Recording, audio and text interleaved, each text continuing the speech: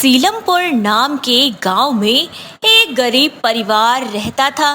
परिवार में ममता और उसकी एक बेटी राधिका रहा करती थी। ममता एक जमींदार के यहाँ झाड़ू पोछे का काम किया करती थी, लेकिन उसकी मालकिन फूलमती एक बेहद नकचड़ी और गुस्से वाली महिला थी। ऐसे ही एक दिन ममता फूलमती के घर काम करते हुए उससे बोलती है। मेम साहब, थोड़े पैसे दे दो, घर का राशन खत्म हो गया है। तू हर बार ऐसा ही करती है। इस बार महीना होने से पहले तुझे एक कौड़ी भी नहीं दूंगी, तेरे घर में राशन हो या ना हो। मेम साहब, ऐसा मत करिए। अगर आप मेरी मदद नहीं करेंगे तो कौन करेगा? हम लोग तो आप ही के सहारे हैं ना। ज़्यादा नहीं, बस 200 रुपये ही दे दीजिए। आपका कुछ नहीं बिगड़ेगा, लेकिन मुझ गरीब का और मेरी बेटी का भला हो जाएगा। तुझे बोला ना कि तुझे महीना पूरा होने से पहले 1 रुपए भी नहीं मिलेगा। तुझे बात समझ नहीं आई क्या? जाकर अपना काम कर। यहाँ खड़े होकर मेरा दिमाग खराब मत कर।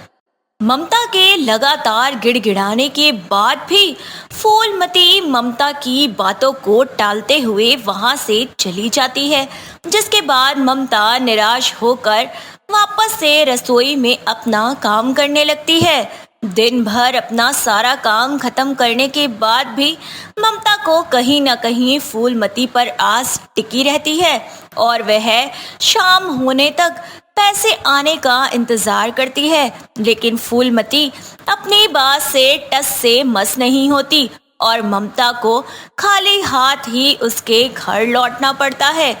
जैसे ही ममता अपने घर पहुंचती है तो देखती है कि उसकी बेटी राधिका पेट पर हाथ धरे बैठी है।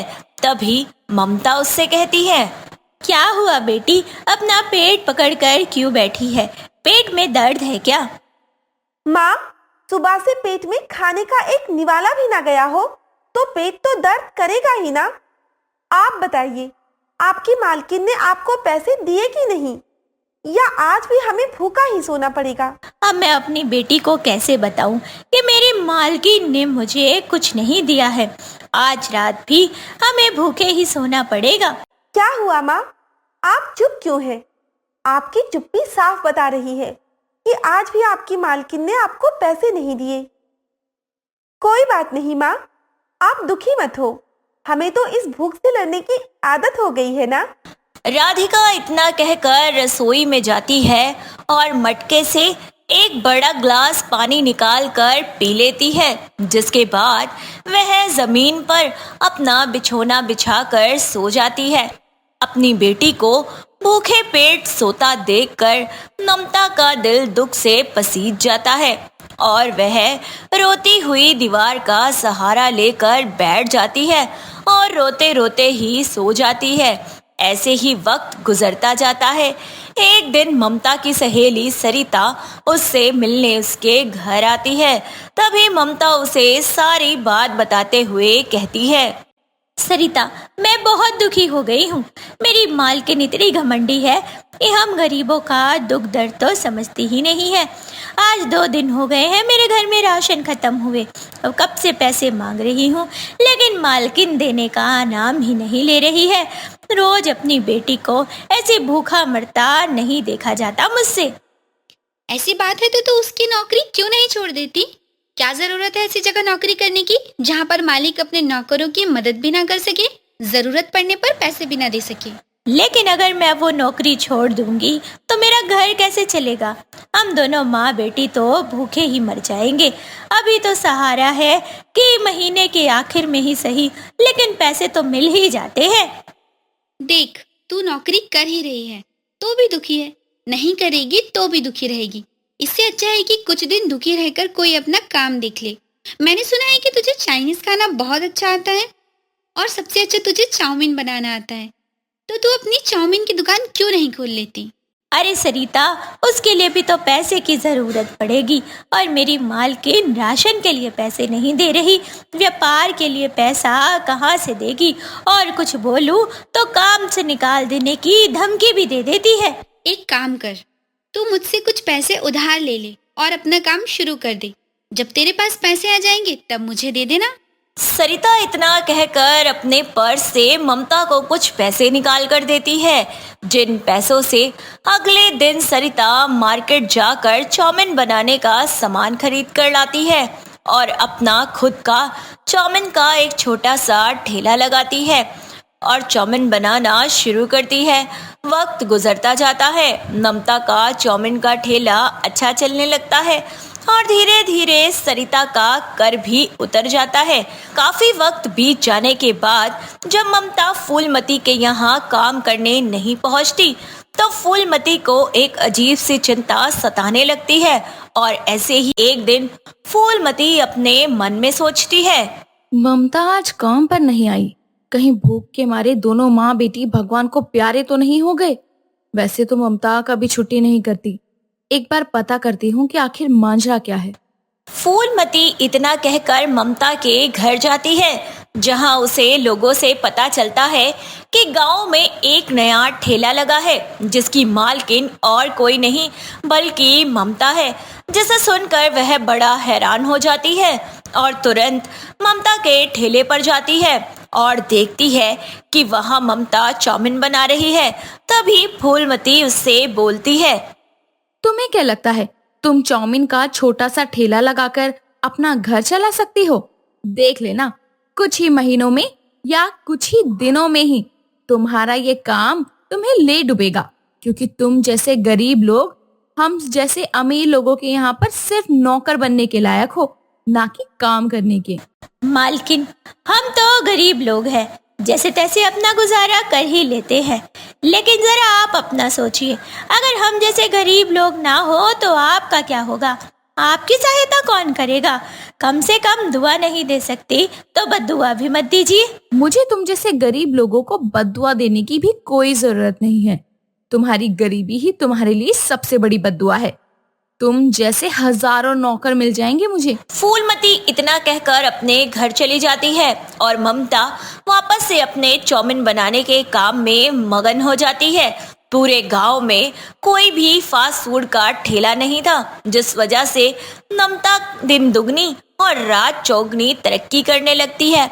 अब जो लोग ममता को गरीब और लाचार बोलकर धिक्कारा करते थे, वही लोग अब उसके हाथों की चाउमीन खाने के लिए लंबी लाइन में लगकर इंतजार करने लगते हैं। वही दूसरी तरफ जब फूलमती को सारा काम खुद से करना पड़ता है तो उसे अपनी गलती का एहसास होने लगता है। साथ ही फूलमती को ममता की अहमियत का भी पता चल जाता है। ऐसे ही एक दिन फूलमती ममता के पास जाती है और कहती है, ममता मुझे माफ कर दो, मैंने कभी भी तुम्हारी कदर नहीं की, हमेशा तुझे उल्टा सीधा बोला सुनाया, कभी भी तुझे वक्त पर पैसे नहीं दिए, कभी तुझे सहारा नहीं दिया। ममता मुझे माफ कर दी। मालकिन, ये सब आपकी वजह से ही तो हुआ है। अगर आप उस दिन मुझे ऐसे जलील ना करती और मुझे काम से निकाल देने की धमकी ना देती तो मुझे कैसे पता चलता कि क्या अच्छा है और क्या बुरा। और फिर सरिता मेरी जिंदगी में आई और उसने भी एक नया उजाला दिखाया मुझे, वरना मैं तो हमेशा खुद को एक नौकरानी के भेस में ही देखती रहती। मुझे कभी नया रास्ता मिलता ही नहीं। आपका बहुत बहुत धन्यवाद मालकिन। आज मैं जो भी बन पाई हूँ आपके और सरिता की मेहरबानी से ही बन पाई हूँ। ममता की बात सुनकर फूलवती मुस्कुरा देती है। तभी वहाँ सरिता भी आ जाती है, जिसके बाद फूलमती और सरिता दोनों ही बैठकर ममता के हाथ की बनी चाउमीन का मजा लेते हैं। तो दोस्तों, कैसी लगी आपको हमारी ये गरीब चाउमीन वाले की कहानी? आपको कौन सा फास्ट फूड खाना सबसे ज्यादा पसंद है? हमें कमेंट्स में बताएं और बताते रहें कि आप अपनी गॉसिप के लिए कैसी कहानियां देखना पसंद करेंगे। तो देखिए, इस तरह से हम अपने सभी इंग्रेडिएंट्स को रेडी कर लेंगे। उसके बाद हम अपनी फेवरेट चॉकलेट को मेल्ट कर लेंगे और अपनी रेडी की हुई मैगी में मिला देंगे। एंड फाइनली थोड़ी सी मेहनत और बहुत सारी प्यार के साथ हमारी चॉकलेट मैगी बनकर एकदम रेडी है खाने के लिए। I hope you like my video so much. इतना कहकर रूपम अपनी डिश को पूरा करती है। तभी सभी रिपोर्टर्स में मौजूद उन्नति नाम की एक रिपोर्टर बोलती है। मैम, आज तक हमने बहुत तरीके की मैगी खाई है। चीज वाली मैगी, कून वाली Maggi, vegetable Maggi, Maggi with pasta, लेकिन कभी चॉकलेट मैगी नहीं खाई। आपके दिमाग में ये चॉकलेट मैगी बनाने का आइडिया कहाँ से आया? और आइडिया आया तो आया, आपने तो हर किसी के दिल को ही जीत लिया। हर बच्चा हो या बड़ा, हर किसी की जुबान पर बस आपकी चॉकलेट मैगी की ही चर्चा है। क्या हम चॉकलेट मैगी की कहानी जान सकते हैं? आप हमारी जनता के साथ अपनी कहानी को शेयर करना चाहोगी? हाँ हाँ, क्यों नहीं, जरूर। आज मैं आपको अपने जीवन की कुछ बातें बताती हूँ, जहाँ से इस चॉकलेट मैगी की शुरुआत हुई थी। इतना कहकर रूपम अपनी जीवन कथा के बारे में बताना शुरू कर देती है। रूपम एक बहुत ही गरीब घर में जन्मी हुई लड़की थी, जिसके घर में 2 वक्त का खाना भी बड़ी ही मुश्किल से मिलता था। रूपम अपनी माँ सुधा के साथ अपने घर से काफी दूर रमीला की कोठी में घर का काम किया करती थी। ऐसे ही एक दिन दोनों माँ बेटी घर का काम कर रही थी। तभी वहाँ पर रमीला आती है और कहती है, अरे हुआ नहीं क्या काम अभी तक? जी मालकिन, बस हो ही गया। ठीक है, काम खत्म करके रसोई में आ जाना। राशन आ गया है, वो रखना है डब्बों में डालकर। जी मालकिन, ठीक है।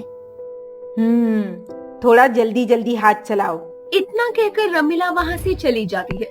सुधा और रूपम भी जल्दी जल्दी काम खत्म करती है और उसके बाद रसोई घर में चली जाती है, जहाँ पर बड़े बड़े बोरों में घर का ढेर सारा राशन पड़ा था, जिसे देखकर रूपम अपनी माँ से कहती है, माँ, लगता है मालकिन अपना ही नहीं पूरे शहर भर का राशन ले आई हैं।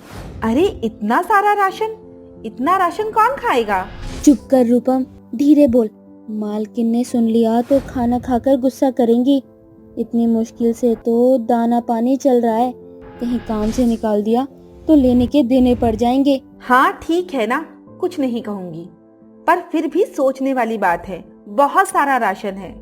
रूपम इतना बोल ही रही थी कि तभी वहाँ पर रमीला आ जाती है और कहती है, रूपम, सुधा, जितना भी नया राशन आया है सबको डब्बों में भर दो। और हाँ, जो चीज इसमें पुरानी पड़ी हो उसे बाहर निकाल देना। वो हमारे किसी काम की नहीं है, खास तौर से जो एक्सपायर हो गई हो।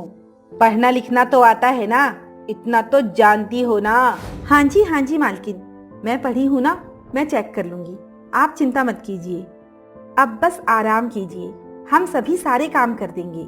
रूपम की बात सुनकर रमीला वहाँ से चली जाती है, जिसके बाद रूपम सुधा मिलकर राशन के भारी बोरों को खोलते हैं और एक एक करके सारा राशन डब्बे में भर देते हैं।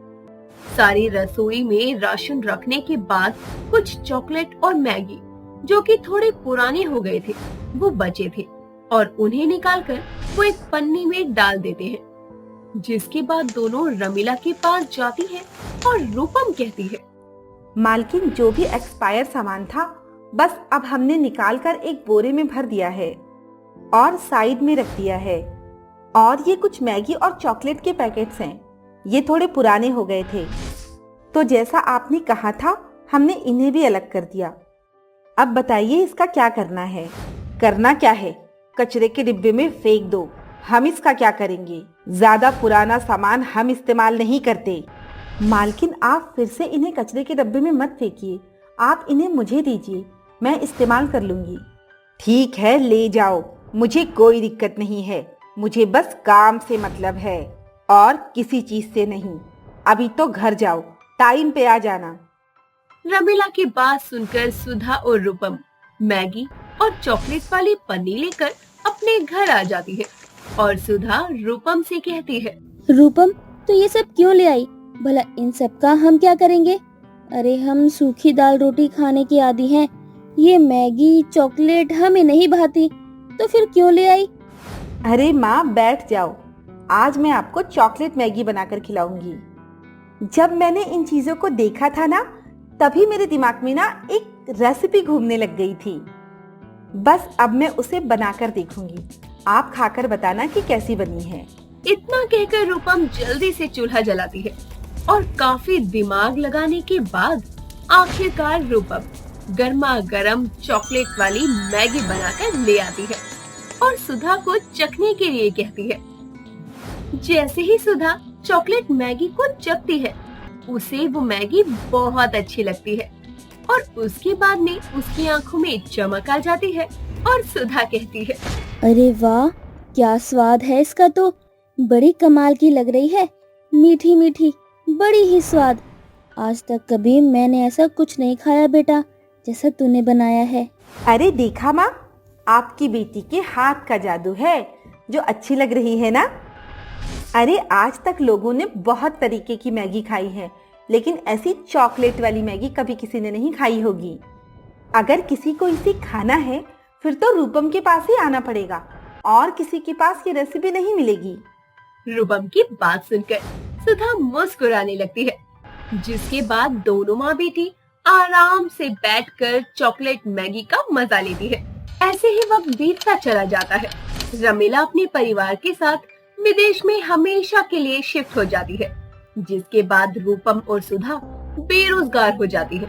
कई जगह काम की तलाश के बाद भी उन दोनों को कोई काम नहीं मिलता। घर के हालात भी खराब होने लगे थे। एक शाम रूपम अपनी माँ से कहती है, घर के हालात और हम दोनों के हालात दिन ब दिन बेकार होते जा रहे हैं। अगर ऐसा ही चलता रहा तो हम दोनों भूखे ही इस दुनिया से चल बसेंगे। अपना पेट पालने के लिए और इस घर को चलाने के लिए मेरे पास एक तरकीब है माँ, बस मुझे आपका साथ चाहिए। हाँ बेटा बोलना, मैं तेरी क्या मदद कर सकती हूँ।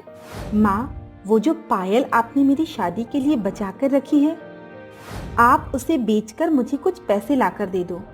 मैं अपना चॉकलेट की मैगी का ठेला लगाऊंगी। मुझे पक्का यकीन है कि मेरे हाथ का स्वाद लोगों के दिलों को जरूर छू जाएगा। बस मेरी मदद कर दो माँ। पर बेटा वो तो मैंने तेरी शादी के लिए रखे हुए हैं, कल को तेरी शादी होगी तो तुझे क्या दूंगी। अब तेरी भी तो उम्र हो गई है, तेरे हाथ भी तो पीले करने हैं। तू अगर इन कामों में लग जाएगी तो तेरी शादी कैसे होगी। बेटा मेरे प्राण का तो पता नहीं कितने दिन बचे हैं मेरी जिंदगी के, ऐसे तो काम नहीं चल सकता ना। माँ भरोसा रखो और मेरा साथ दो। वादा करती हूँ आपको अच्छा नहीं, ज्यादा अच्छा वक्त ला कर दूंगी। बस आप मेरा साथ दे दो माँ। रूपम जैसे तैसे अपनी माँ को पायल बेचने के लिए मना लेती है। सुधा पायल बेचकर रूपम के हाथ में पैसे रख देती है, जिसके बाद रूपम अपनी चॉकलेट मैगी का ठेला लगाने का सारा सामान और ठेला दोनों ले आती है और अगले ही दिन से वो अपनी चॉकलेट मैगी का ठेला लेकर शहर की ओर निकल जाती है। शहर के लोग चॉकलेट मैगी का नाम सुनते ही बुरा समूह बना लेते हैं, पर लोगों के ऐसे हाव भाव देखकर भी रूपम अपना दिल छोटा नहीं करती और हर दिन अपना ठेला लेकर शहर की ओर निकल जाया करती। ऐसे ही एक दिन युवराज नाम का एक लड़का आता है और बोलता है, हेलो मैम, मैं हूँ युवराज और मैं एक वीडियो व्लॉगर हूँ जो ऐसे ही स्ट्रीट फूड के वीडियो बना बनाकर अपने चैनल पर अपलोड करता हूँ, जिससे मेरा भी नाम हो जाता है और फूड वालों का भी भला हो जाता है।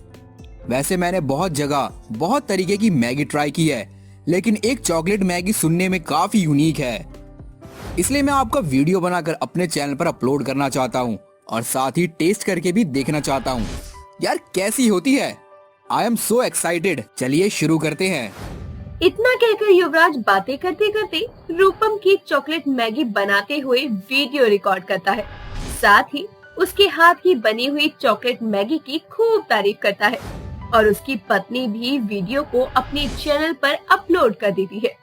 वीडियो देखने के बाद बहुत सारे लोग उनके ठेले पर आकर चॉकलेट मैगी को ट्राई करते हैं, जिसके बाद धीरे धीरे रूपम की चॉकलेट मैगी की धूम मच जाती है और दिन दोपहर उसके ठेले पर चॉकलेट मैगी खाने वाले कस्टमर जमा रहते। साथ ही हर सोशल मीडिया साइट पर रूपम के चर्चे होने लगते हैं और देखते ही देखते रूपम बहुत बड़ी मास्टर शेफ के रूप में लोगों के सामने नजर आने लगती है। ये तो थी मेरी यानी कि रूपम की कहानी, चॉकलेट मैगी की कहानी। मैं सबसे इतना कहना चाहती हूँ कि जिंदगी में उतार चढ़ाव आते जाते रहते हैं। अमीरी गरीबी आते जाते रहती है। फर्क सिर्फ इतना है कि हम हर हालात में खुद को कैसे संभालते हैं। मैंने तो अपनी चॉकलेट मैगी से हर किसी के दिल में मिठास घोल दी है और आप लोगों से भी यही कहूंगी कि आप लोग ऐसी ही चॉकलेट मैगी बनाकर या फिर कोई और अच्छी सी चीज बनाकर अपने अपनों को खुश कीजिए। यूं ही अपनी जिंदगी में मिठास घोलते रहिए और दुआओं में अपनी रूपम को याद रखें। रूपम की बात सुनकर सभी लोग जोर जोर से तालियां बजाने लगते हैं। साथ ही चॉकलेट मैगी के साथ साथ रूपम आए दिन लोगों के साथ अच्छी अच्छी खाने की रेसिपीज को शेयर किया करती और लोगों में प्यार बांटती चलती और साथ ही वो चॉकलेट मैगी वाली गरीब के नाम से अपना खुद का एक बहुत बड़ा होटल खोलती है और सफलता के आकाश को चूमती है। हस्तिनापुर नाम के गांव में कांता अपनी बेटी सुमन के साथ रहा करती थी। सुमन जब 1 साल की थी तो कांता के पति रमाकांत का एक दुर्घटनावश देहांत हो गया था, जिसके बाद से कांता ने सुमन की परवरिश अकेले ही की थी। कांता के पास रहने के लिए केवल एक कमरा था।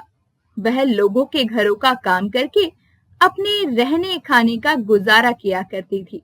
वक्त के साथ साथ सुमन की उम्र भी बढ़ रही थी, जिस वजह से कांता को हमेशा ही अपनी बेटी की शादी की चिंता लगी रहती। ऐसे ही एक दिन कांता खुद से कहती है, हे भगवान, आखिर मेरी बेटी का क्या होगा? इतनी गरीबी में मैं अपनी बेटी के हाथ भला कैसे पीले कर पाऊंगी? आखिर कौन करेगा मेरी बेटी से शादी? जहां भी जैसे तैसे बात चलाती हूँ, हर जगह दहेज की बात आ जाती है और मेरी इतनी गुंजाइश नहीं है कि मैं अपनी बेटी को गाड़ियां भर के दहेज दे सकूं। आखिर कैसे होगी मेरी बेटी की शादी? कांता सोच ही रही होती है कि तभी वहां पर सुमन आ जाती है और अपनी माँ को ऐसे हताश परेशान देखकर बोलती है, माँ, क्या हुआ? तुम ऐसे उदास क्यों हो और ऐसे अकेली बैठ के क्या सोच रही हो? सोचना क्या है बेटा, बस तेरी शादी की चिंता मुझे दिन रात खाती जाती है। समझ नहीं आता तेरे हाथ कैसे पीले करूं। आज तेरा बाप जिंदा होता, तू अपने घर चली जाती। अरे अरे माँ, ये क्या बात है भला? क्या ये घर मेरा अपना नहीं है? अरे ऐसा क्यों कहती हो माँ? और वैसे भी मेरा भाग्य जिसके भाग्य के साथ जुड़ा होगा ना, वो मुझे एक ना एक दिन मिल ही जाएगा। अरे बेटा, हमारे पास तो केवल एक कमरा ही है जिसमें हम दोनों का रैन बसेरा है। तेरी शादी भी करनी है, घर भी लेना है, कुछ समझ नहीं आता सब कुछ कैसे होगा।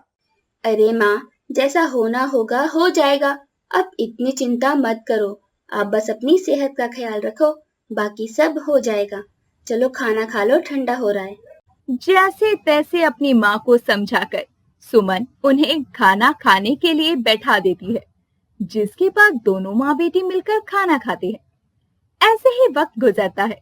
कांता जहाँ कहीं भी सुमन के रिश्ते की बात चलाती, दहेज की मांग सुनकर अपने कदम पीछे कर लेती। ऐसे ही एक दिन कांता की पड़ोसन बुढ़िया विमला काकी उनके घर आती है और उससे कहती है, अरे कांता, एक खुशखबरी लेकर आई हूँ। क्या बात है बहन, बताओ। मैं अपनी सुमन बिटिया के लिए एक रिश्ता लेकर आई हूँ। लड़के का नाम गौरव है, 2 कमरे का पक्का लिंटर वाला घर है। अपनी सुमन बिटिया बड़ा राज करेगी उस घर में और खुश भी रहेगी।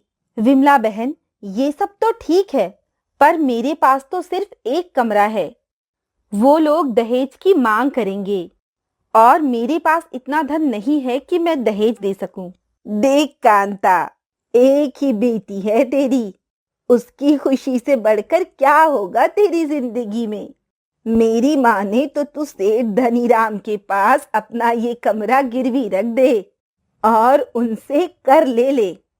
उससे अपनी बेटी की शादी भी कर दे और जो थोड़ा बहुत दहेज बन पाता है वो दहेज भी दे दियो। एक बार बेटी विदा हो जाएगी तो कमरा तो कैसे ना कैसे ही छुड़वा लेगी। बाकी तुझे जैसा सही लगे मुझे बता देना।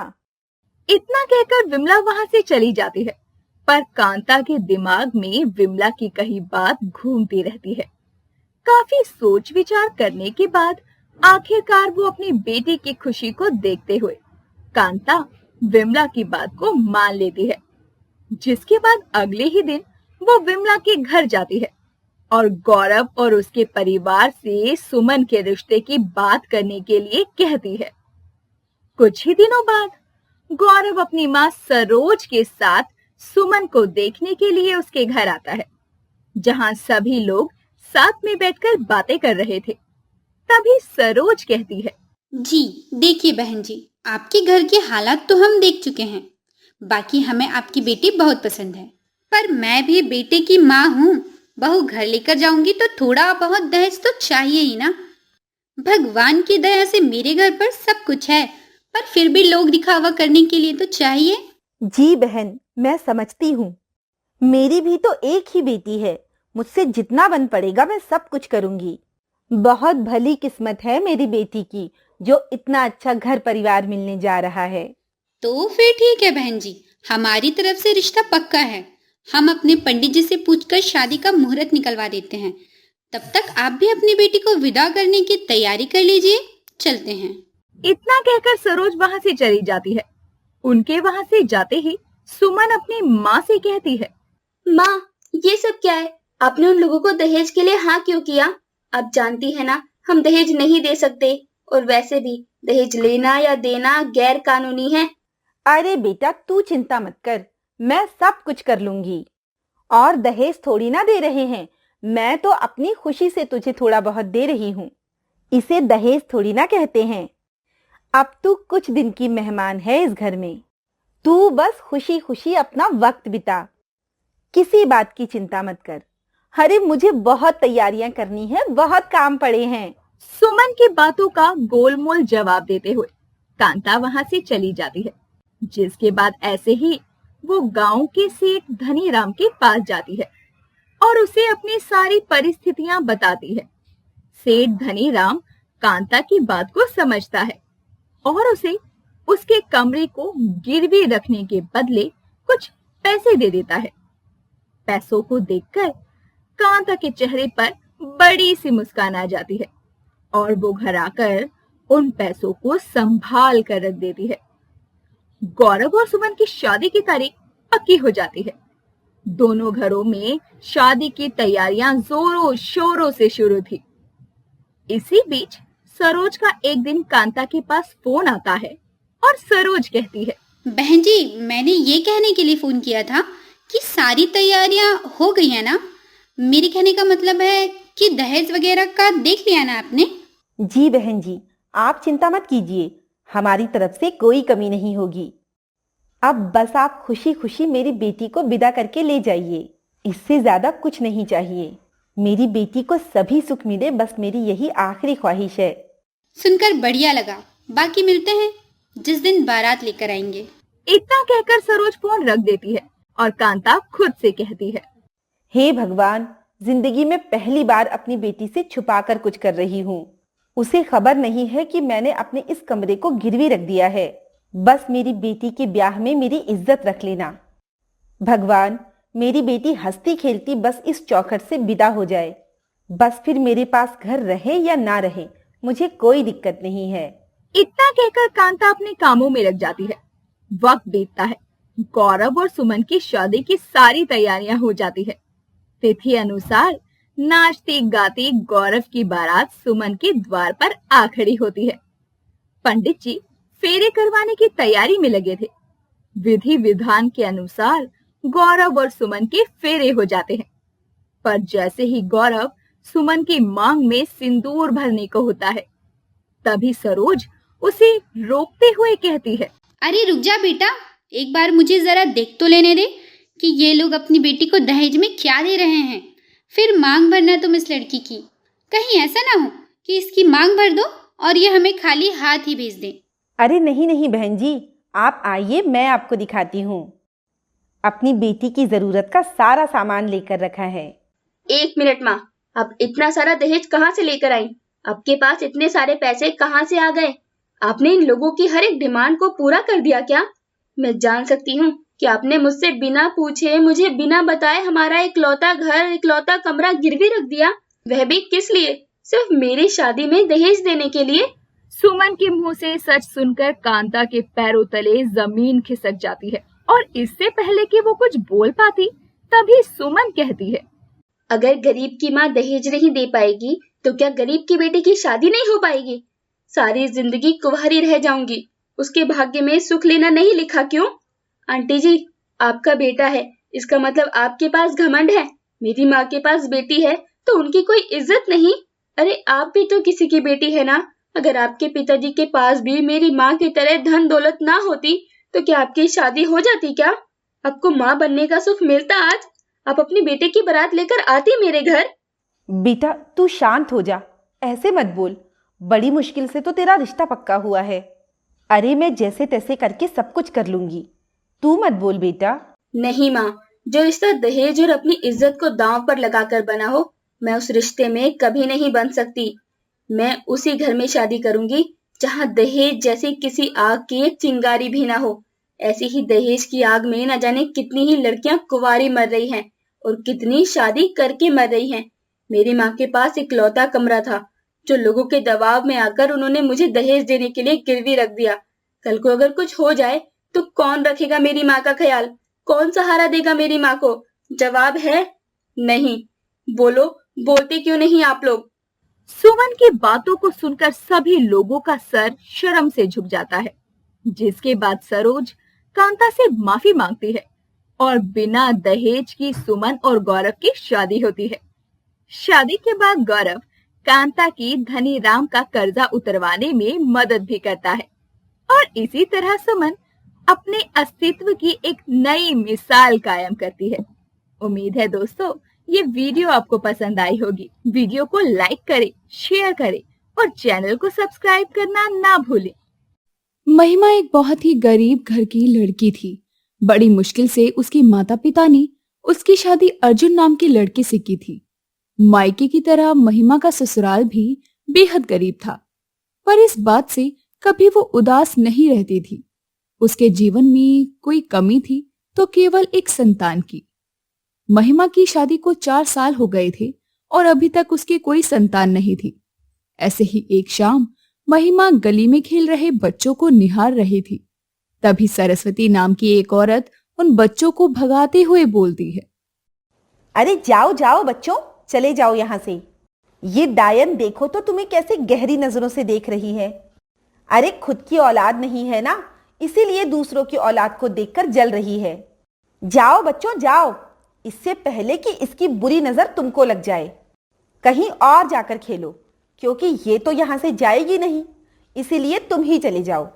सरस्वती सभी बच्चों को वहां से भगा देती है, लेकिन उसकी कहीं बातों से महिमा के दिल को बहुत ठेस पहुंचती है। जिसके बाद सरस्वती महिमा से कहती है, क्यों री, तू खुद तो बांझ है ही, अब क्या दूसरों की खुशी भी तुझसे बर्दाश्त नहीं होती? अरे क्यों घूर घूर कर देख रही है बच्चों को? खा जाएगी क्या इन्हें? शर्म नहीं आती औरों के बच्चों पर बुरी नजर डालते हुए? अरे बच्चे तो भगवान का रूप होते हैं, पर तू तो ठहरी पापन, तभी तो भगवान तेरी कोख से नहीं जन्मे। सरस्वती बहन, एक औरत होते हुए दूसरी औरत को ऐसा कहते आपको शर्म नहीं आती? माना कि मेरी खुद की संतान नहीं है, पर इसका ये मतलब नहीं है कि मैं बाकी लोगों से ईर्ष्या करूं। मैं बस उन बच्चों को खेलते हुए देख रही थी, उन्हें खुश देखकर मुझे अच्छा लग रहा था। अरे जा जा, तेरे जैसी बहुत देखी है मैंने, आई बड़ी झूठी ममता दिखाने वाली। अरे तेरे जैसे गरीबों की झूठी ममता बहुत देखी है मैंने। तेरे जैसे ही लोग होते हैं जो ऐसे मासूमों का व्यापार भी कर देते हैं। पता नहीं कहां कहां से आ जाते हैं ममता का ढिंडोरा लेकर। इतना कहकर सरस्वती वहां से चली जाती है, पर उसके कड़वे बोल सुनकर रोती हुई महिमा अपने घर आती है, जहां उसकी सास सुमित्रा उसे देखकर कहती है, क्यों री, क्या हो गया? क्यों इतने बड़े बड़े आंसू बहा रही है? क्या हो गया? अरे कुछ बोलेगी भी कि मुंह में दही भर के बैठी है? सासू माँ, वो सरस्वती है ना, आज उसने फिर से मुझे भला बुरा सुनाया। मैं तो बस गली में खेलते हुए बच्चों को देख रही थी और कुछ नहीं। अरे तो किसने कहा है लोगों के बच्चों को निहारने को? 4 साल हो गए तेरी शादी को, अभी तक मुझे दादी बनने का, मेरे बेटे को बाप बनने का, खुद को माँ बनने का सुख नहीं दे पाई। हमारे तो कर्म ही फूट गए थे जो तेरी जैसी पापन को बहू बना लिया। ना जाने कौन से पापों का फल तेरे साथ साथ हमें भी भुगतना पड़ रहा है। अरे ताने नहीं देंगे लोग तो क्या तेरी पूजा करेंगे? सुमित्रा की बातें सुनकर महिमा को और दुख होता है और वो रोती हुई वहां से चली जाती है। औलाद न होने की वजह से महिमा की जिंदगी में गरीबी के साथ साथ निसंतान होने का ज्यादा दुख था, क्योंकि हर कोई उसे बांझ होने का ताना दिया करता। ऐसे ही एक रात महिमा अर्जुन के साथ घर आ रही थी। दोनों एक सुनसान से रास्ते से गुजर रहे थे। तभी उसके कानों में एक नवजात शिशु के रोने की आवाज आती है और वो अर्जुन से कहती है, अर्जुन, क्या आपने कोई आवाज सुनी? छोटा बच्चा रो रहा है और वो भी बहुत बुरे तरीके से रो रहा है। आवाज तो आ रही है, पर इतनी रात को छोटा बच्चा इस जगह पर, कुछ समझ नहीं आ रहा। आसपास देखते हैं। अर्जुन, लगता है किसी बच्चे को जरूरत है हमारी। आप जरा अपने फोन की लाइट चलाना, एक बार देख लेते हैं अच्छे से। महिमा के कहने पर अर्जुन अपने फोन की टॉर्च को ऑन करता है, जिसके बाद इधर उधर वो आवाज को तलाशने लगता है। तभी उन्हें एक पेड़ के नीचे कपड़े के अंदर लिपटा हुआ बच्चा, जिसके बदन पर अभी भी प्रसव पीड़ा का खून लगा था, नजर आता है। महिमा उस बच्चे को जल्दी से अपनी बाहों में उठाकर सीने से लगा लेती है और वो बच्चा एकदम शांत हो जाता है। महिमा रोती हुई कहती है, हे भगवान, कौन है ऐसी पत्थर दिल माँ जो अपने नवजात शिशु को इतनी रात को ऐसे पेड़ के नीचे छोड़कर चली गई? एक बार भी उसका ममता भरा दिल नहीं कांपा, उसके हाथ नहीं डगमगाए? ऐसे छोटी सी जान को जो इस अंधेरे रास्ते में छोड़ दिया। अभी तक तो इसने ठीक से आंखें भी नहीं खोली है और उसे ऐसे अंधेरे में छोड़ दिया तड़पते हुए। महिमा, हमें आसपास पूछना चाहिए कि बच्चा किसका है, कहीं ऐसा ना हो कि सच कुछ और ही हो। कैसी बातें कर रहे हैं आप? हमें किसी से कुछ नहीं पूछना। अरे कौन पागल है जो अपने नवजात शिशु को ऐसे छोड़ जाएगा? ये देखिए, ये एक बेटी है। समाज में आज भी बेटियों के भेदभाव के कारण ना जाने कितनी ही बेटियां ऐसे मर रही हैं। लेकिन इसकी माँ मैं बनूंगी, मैं पालूंगी इसे और आप बनेंगे इसके पिता। आज से ये बच्ची हमारी है। इतना कहकर महिमा फिर उस बच्चे को सीने से लगाकर जोर जोर से रोने लगती है, जिसके बाद अर्जुन और महिमा नवजात बच्चे को अपने घर लाते हैं। घर पहुंचते ही सुमित्रा महिमा के हाथों में बच्चा देखकर आश्चर्यचकित हो जाती है। तभी अर्जुन अपनी माँ को सारी बात बताता है, जिस पर सुमित्रा भड़कते हुए कहती है, तेरा दिमाग खराब हो गया है क्या? ये कांड कर रही है, पागल हो गई है क्या? किसी का भी बच्चा उठा लिया तूने, अपना बच्चा बना लिया और बनाया भी तो एक लड़की को। हम पहले ही गरीब हैं, लड़की की शादी कैसे होगी? धन कहाँ से लाएंगे? जहाँ से लेकर आई है वही छोड़ो इस पाप को। ना जाने कौन है, किसकी है, कोई क्यों छोड़ गया? नहीं सासू माँ, मैं इस बच्ची को कहीं नहीं छोड़कर आऊंगी। ये बच्ची मेरी है, मैं इसकी माँ हूँ। अगर आप लोग इसे स्वीकार नहीं कर सकते हैं तो चाहे आप मुझे घर से निकाल दीजिए, मैं इस बच्ची को खुद से जुदा नहीं करूंगी। महिमा का जवाब सुनकर सुमित्रा और भड़क जाती है और गुस्से में महिमा और उसकी बेटी को घर से निकाल देती है। अर्जुन भी अपनी माँ को समझाने की कोशिश करता है, पर सुमित्रा अपने बेटे की भी नहीं मानती और महिमा को अपने घर से बेदखल कर देती है। महिमा अपने बच्चे को सीने से लगाए चुपचाप चली जाती है और दर बदर भटकने लगती है। जैसे तैसे कुछ दिन बीतते हैं। महिमा अपनी बेटी का नाम चाहत रखती है। ऐसे ही एक रोज चाहत दूध पीने के लिए बिलख बिलख कर रोने लगती है, पर महिमा के पास एक फूटी कौड़ी नहीं थी। इतने पर भी गरीब महिमा की ममता परेशानियों के आगे घुटने नहीं टेकती और महिमा लगातार मेहनत कर करके जैसे तैसे चाहत का पेट भर ही दिया करती। वक्त गुजरता है और चाहत 5 साल की हो गई थी। अब महिमा के पास रहने के लिए एक कमरा था, और वो एक मनिका नाम की बहुत रईस औरत के घर में झाड़ू पोछे का काम किया करती थी। ऐसे ही एक शाम मनिका जोर जोर से रो रही थी। तभी वहां पर महिमा आती है और कहती है, माफ करना मालकिन, पूछने का हक नहीं है, पर आप इसे रो क्यों रही हैं? सब ठीक ठाक तो है ना? सब कुछ ठीक है, बस कुछ पुरानी बातें हैं जिनके लिए मैं खुद को कभी माफ नहीं कर पाऊंगी। उन्हीं बातों को याद कर कर बस रो रही थी। ऐसा क्या है मालकिन? आप चाहो तो मुझे दिल का हाल कह सकती हो। बात यह है कि मनिका युग नाम के लड़के से बहुत प्यार किया करती थी और उससे शादी करना चाहती थी, पर मनिका के माता पिता इस रिश्ते के खिलाफ थे। प्यार की हदों को पार करते हुए मनिका शादी से पहले ही युग के बच्चे की मां बनने वाली थी। जैसे ही ये खबर उसके माता पिता को लगती है तो वो अपनी इज्जत बचाने के लिए मनिका को सभी से दूर ले जाते हैं, जहां मनिका एक बच्ची को जन्म देती है, जिसके पैदा होते ही मनिका की मां उसे उससे हमेशा के लिए दूर कर देती है। मेरी बच्ची को ना जाने मेरी माँ ने उस रात कहाँ छोड़ दिया, और इतना सब कुछ होने के बाद युग ने भी मेरा साथ छोड़ दिया। ना जाने मेरी बच्ची के साथ क्या हुआ होगा, वह जिंदा भी होगी या। मैं इतनी बुरी माँ हूँ। आज मेरे 2 बच्चे हैं, पर मेरी वो बच्ची, मैं उसे अपने कभी सीने से भी नहीं लगा पाई। भगवान मुझे इसके लिए कभी माफ नहीं करेगा। मनिका की बातें सुनकर महिमा के आगे उसी रात के दृश्य आने लगते हैं, जब उसे चाहत कपड़े में लिपटी हुई मिली थी। जिसके बाद महिमा मनिका को उस रात की सारी सच्चाई बताती है। अब सारी बातें साफ हो चुकी थी।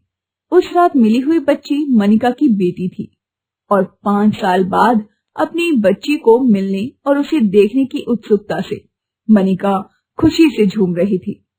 और मनिका महिमा से चाहत से मिलने की इच्छा जाहिर करती है। महिमा उसे चाहत के पास अपने घर ले जाती है। मनिका चाहत को देखते ही उसे गले से लगा लेती है, पर चाहत उसकी बाहों से निकलकर महिमा की बाहों में लिपट जाती है और तभी महिमा कहती है, मेरी बच्ची चाहत, तेरा मेरा साथ यहीं तक था। इस गरीब माँ की ममता यहीं तक लिखी थी। अब तुझे ममता देने वाली तेरी असली माँ मिल गई है। बेटा, ये तेरी असली माँ है, मैं नहीं हूँ बेटा। आज से तो इनकी अमानत है। जा बेटी, अपनी माँ के साथ चली जा। महिमा रोते हुए चाहत को खुद से अलग करती है, पर चाहत महिमा को नहीं छोड़ती। तभी मनिका चाहत के सर पर हाथ फेरती है और कहती है, नहीं महिमा, ये मेरी नहीं तुम्हारी ही बच्ची है। भले ही इसे मैंने जन्म दिया था, लेकिन उस वक्त जिस तरह ये मुझसे जुदा हुई, मेरे सारे हक तभी खत्म हो गए थे। मैं तो तुम्हारी शुक्रगुजार हूँ कि तुमने मेरी बच्ची को माँ बनकर पाला। उसका बचपन तुम्हारे साथ बीता है। जितनी ममता मेरे दिल में इसके लिए नहीं है, उससे कहीं ज्यादा ममता तुम्हारे दिल में है। और ममता कभी अमीर या गरीब नहीं होती। माँ की ममता बस माँ की ममता होती है, जो तुमने इसे दी है। मेरी बच्ची मेरी आंखों के सामने सही सलामत है। इतना कहकर मनिका वहां से चली जाती है, जिसके बाद से मनिका महिमा को अपने साथ ही अपने बड़े से घर में रहने के लिए जगह देती है। साथ ही वो चाहत की पढ़ाई लिखाई का सारा खर्च अपने सर पर ले लेती है। इस तरह गरीब माँ की ममता उसकी बेटी को उससे बांधे रखती है। साथ ही चाहत को एक साथ 2 माँ का प्यार मिलने लगता है। उम्मीद है दोस्तों ये वीडियो आपको पसंद आई होगी। वीडियो पसंद आई हो तो वीडियो को लाइक करें, शेयर करें और कमेंट करके अपनी माँ को प्यार जाहिर जरूर करें। 4 दिन की भूखी सुमन के पेट में अन्न का एक दाना तक नहीं गया था। खाने की तलाश में बेचारी पागलों की तरह यहाँ से वहां भटक रही थी। तभी उसकी नजर एक कूड़ेदान पर जाती है, जहां उसे बेकार हुए खाने का सामान नजर आता है। सुमन बेकार हुए खाने को जल्दी जल्दी खाने लगती है और रोते हुए बोलती है, हे भगवान, आखिर तूने मुझ गरीब की किस्मत में इतना दुख क्यों लिख दिया? गरीबी की मार तो है ही, भूख की मार से भी दिन दिन मर रही हूँ मैं। इससे तो अच्छा है तू मुझे अपने पास बुला ले, या फिर इस दर्द भरी जिंदगी में थोड़ी राहत दे दे। ऐसे ही सुमन कूड़ेदान में अपने लिए कुछ तलाशने लगती है, पर उसे कुछ खाने के लिए नहीं मिलता। ऐसे ही दिन गुजरते हैं।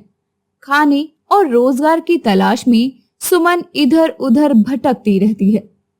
ऐसे ही एक दिन सुमन एक ढाबे वाले के पास जाती है और हाथ जोड़कर मांगते हुए कहती है, साहब, बड़े दिनों से कुछ खाया नहीं है, थोड़ा सा खाना दे दो। आपका बहुत भला होगा, दे दो साहब, चाहे बासी ही दे दो। अरे जा, पता नहीं कहाँ से आ जाते हैं रोज रोज मांगने के लिए। अरे मुफ्त का राशन आया हुआ है क्या तुम्हारे नाम का, जो मुंह उठाकर मांगने के लिए चले आते हो? साहब, थोड़ा रहम कर दो, क्या हो जाएगा, थोड़ा सा खाना दे दो, इस गरीब का भला हो जाएगा, पेट को थोड़ा आसरा हो जाएगा। अरे जा यहाँ से, नहीं तो अब मैं तुझे मार मार कर यहाँ से भगा दूंगा, फिर अच्छे से रहेगी तू। सुमन को जली कटी सुनाकर ढाबे का मालिक उसे वहां से भगा देता है। बेचारी सुमन रोते हुए वहां से चली जाती है। तभी उसकी नजर झूठे बर्तनों की तरफ जाती है, जिसमें थोड़ा थोड़ा खाना बचा हुआ था। सबकी नजरों से छुपते छुपाते हुए सुमन बर्तनों में से झूठा खाना उठाकर खाने लगती है। तभी ढाबे का मालिक सुमन को झूठन खाते हुए देख लेता है और सुमन को धक्का देते हुए जोरदार थप्पड़ लगाता है और कहता है, बदतमीज लड़की, तुझे एक बार मुंह से समझाया तो समझ नहीं आया, कैसे बेशर्म की तरह यहाँ खाने लग गई। चल निकल जा यहाँ से, नहीं तो इतनी पिटाई करूंगा अपनी शक्ल तक नहीं पहचान पाएगी। दफा हो जा यहाँ से।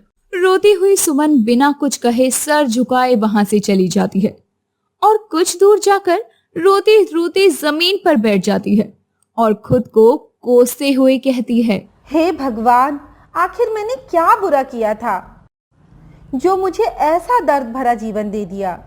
ना खाने को रोटी है, ना बदन पर अच्छे कपड़े, और ना ही रहने को मकान। आखिर तूने मुझे इस धरती पर भेजा ही क्यों था, ताकि हर कोई मुझे जलील कर सके? अब ये और सहन नहीं होता भगवान, नहीं होता।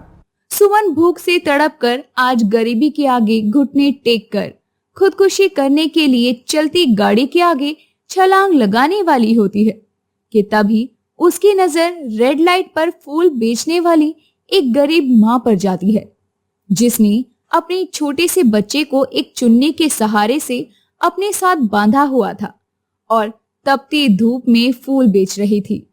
उसे देखकर सुमन अपने कदम पीछे कर लेती है और कहती है, नहीं नहीं, ये मैं क्या करने जा रही हूँ। मुश्किलें किसकी जिंदगी में नहीं होती हैं, जो मेरी किस्मत का लिखा है उसे तो मुझे भुगतना ही होगा। फिर चाहे मैं हंसकर भोगूं या रोकर, भुगतना तो मुझे ही होगा। मैं ऐसे किस्मत के आगे हार नहीं मान सकती। अपनी भूख की लड़ाई को मैं जीत कर रहूंगी। वक्त गुजरता जाता है। सुमन को कभी खाना मिलता तो कभी नहीं मिलता, जिसके बाद सुमन अपनी भूख से बेहाल गलियों में भीख मांगना शुरू कर देती है। ऐसे ही एक दिन वो भीख मांगते हुए मंगला के दरवाजे पर जा पहुंचती है और गुहार लगाती है, मालकिन, अरे ओ मालकिन, कुछ खाने को दे दो। कोई सूखी रोटी, अचार, सब्जी, बासी रोटी कुछ तो दे दो, जिससे इस गरीब की भूख मिट जाए। बड़े दिन हो गए, कुछ नहीं खाया है, कुछ तो दे दो, भगवान आप पर बहुत रहम करेगा। सुमन की आवाज सुनकर मंगला बाहर आती है और बुरा सा मुंह बनाकर कहती है, हाँ हाँ, भला तो करेगा ही ना। तुम जैसों के लिए तुम्हारा कोई रिश्तेदार यहाँ मुफ्त में आटा, सब्जी, मसाले छोड़ गया था। बस हम बनाते रहें और तुम जैसों के पेट में बैठे रहें, खुद ना खाएं, अपना निवाला भी तुम्हारे मुंह में डाल दें। रोज आ जाते हैं कुछ नहीं खाया करते हुए। मालकिन, खाना नहीं देना है तो कोई बात नहीं, पर कम से कम ऐसे ताने तो मत दो। अगर मेरा कोई परिवार होता तो मैं आज आपके घर ऐसे खाने के लिए ना भटक रही होती। मदद कर सकती हो तो कर दो, नहीं तो कोई बात नहीं। वाह वाह, तेवर तो देखो, एक तो मांगने वाली है, ऊपर से इतना तड़ी में जवाब दे रही है। अरे जा, तेरे जैसे रोज आते जाते हैं, आई बड़ी। मंगला के चिल्लाने की आवाज सुनकर अंदर से उसका बेटा शुभम बाहर आता है और अपनी माँ को ऐसे चिल्लाते देखकर वो उसे चुप करवाते हुए कहता है, अरे माँ, क्या हो गया आपको? क्यों बिन बादल बरसात जैसे बरस रही हो? इतना गुस्सा करना सेहत के लिए अच्छा नहीं होता है। अरे बेटा, गुस्सा न करूँ तो क्या करूँ? दुनिया भर के गरीबों की भूख मिटाने का ठेका क्या हमने ले रखा है? रोज की रोज कोई न कोई आ रहा है, रोटी दे दो, खाना दे दो, कपड़ा दे दो। अरे मेरा घर है, कोई अनाथ आश्रम थोड़ी ना है। माँ, किसी भूखे को रोटी देना बड़े पुण्य का काम होता है। ऐसा गुस्सा क्यों करती हो? जाओ, जो बचा हुआ खाना रखा है वो इस लड़की को दे दो। इसे देखकर लगता है इसने कई दिनों से सच में कुछ नहीं खाया। मैं नहीं देती कुछ भी, जो करना है खुद कर ले। इतना कहकर मंगला मुंह टेढ़ा कर कर वहां से चली जाती है। जिसके बाद शुभम रसोई घर से बचा हुआ खाना लेकर आता है और सुमन को देते हुए कहता है, ये लो, खाना खा लो, तुम्हारे पेट में थोड़ा आसरा हो जाएगा। कौन हो तुम? कहाँ से आई हो? पहले कभी देखा नहीं। मेरा नाम सुमन है। मैं गरीब भूखी लड़की हूँ, जिसे पेट भरने के लिए दाना भी बड़ी गनीमत से मिलता है, वो भी हजारों लोगों के ताने और दिन भर जिल्लत उठाने के बाद। कोई रहम करके थोड़ा बहुत दे देता है, नहीं तो यूं ही दिन बीत जाता है। कोई बात नहीं, मैं तुम्हारी मजबूरी और हालात दोनों को समझ सकता हूँ। अभी तुम ये खा लो, कुछ और चाहिए तो बता दो। आपने इस गरीब का पेट भर दिया साहब, यही बहुत है। अब कुछ दिन भूखा रहने की ताकत मिल जाएगी। मैं किसी छोटे मोटे काम की तलाश में हूँ, ताकि खुद का पेट भर सकूं। अगर आप कुछ मदद कर दें तो बड़ी मेहरबानी होगी। मेरे दोस्त के यहाँ काम वाली की जरूरत है। अगर तुम घर का काम कर सको तो मैं तुम्हारे लिए बात कर देता हूँ। हाँ साहब, क्यों नहीं, आपकी बड़ी कृपा होगी। सुमन को खाना खिलाने के बाद शुभम उसे अपने साथ अपनी दोस्त राजू और उसकी पत्नी मेघा के पास ले जाता है और उसके काम करने की बात करता है। सुमन को राजू और मेघा के घर पर नौकरानी का काम मिल जाता है। वक्त गुजरता है, सुमन के हालात सुधरने लगते हैं। अब उसे 2 वक्त की भरपेट रोटी मिलने लगी थी, पर राजू की नियत सुमन पर कुछ सही नहीं थी। जब कभी भी सुमन घर में अकेली होती, राजू किसी न किसी बहाने से उसके पास जाने की कोशिश करता, पर नौकरी चली जाने के डर से सुमन कभी भी इस बात का विरोध नहीं कर पाती और ना ही किसी से कुछ कह पाती। ऐसे ही एक दिन जब मेघा बाजार गई थी, तभी मौका पाकर राजू सुमन के पास आता है और कहता है, सुमन जाओ, जाकर मेरे लिए चाय बनाकर लाओ अभी। सुमन जल्दी से चाय बनाकर ले आती है और राजू को जैसे ही देती है, तभी राजू चाय का कप पकड़ने के बहाने सुमन का हाथ पकड़ लेता है। हड़बड़ाहट में गरम गरम चाय सुमन के हाथ पर गिर जाती है और वो कहती है, साहब, ये आप क्या कर रहे हैं? पागल हो गए हैं क्या? दूर रहिए मुझसे, नहीं तो मैं सबको चिल्ला चिल्ला कर यहाँ जमा कर लूंगी और बता दूंगी कि आपके गंदे दिमाग में क्या चल रहा है।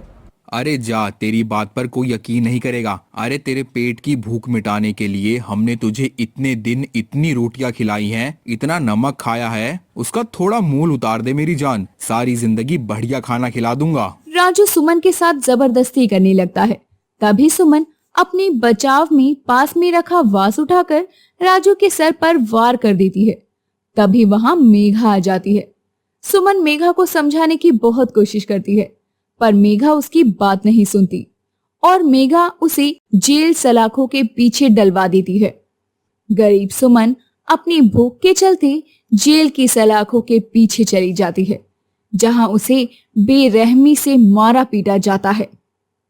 कुछ वक्त बाद मेघा को अपने घर के सीसीटीवी कैमरा की रिकॉर्डिंग से राजू का सारा सच पता चलता है। मेघा जल्दी से अपनी कंप्लेंट वापस लेती है और सुमन को रिहा करवा देती है और उससे माफी मांगते हुए कहती है, सुमन, मुझे माफ कर दो। मैंने एक औरत होकर भी तुम्हारा दर्द नहीं समझा, तुम्हारी आंखों में सच नहीं देखा। मुझे माफ कर दो। मालकिन, मुझ गरीब की जिंदगी में ही भूख और इज्जत की लड़ाई लिखी हुई है।